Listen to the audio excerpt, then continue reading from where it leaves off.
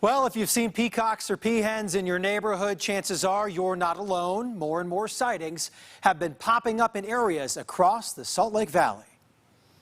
Meet Pete. He's been here for 3 years. He's a peacock who used to have a different home. Bird became aggressive to him and would start kicking him daily or trying to attack him. So he decided it was time for them to part their relationships, and the bird is now here. As I found out, Pete is quite friendly. As a matter of fact, he's pettable and loves eating hot dogs. There are birds here right in our local city environments. And the wild birds that are here, we need to respect the habitat that they have. But Pete isn't wild. He's not scurrying across streets and lawns trying not to be captured.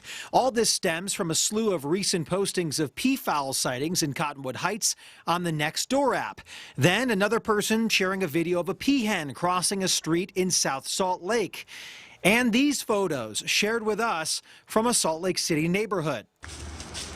We wanted to not only find these peafowls, but learn their story. They do like to roam, so they'll go several blocks, a mile away from where they roost. Peacocks are male, peahens are female.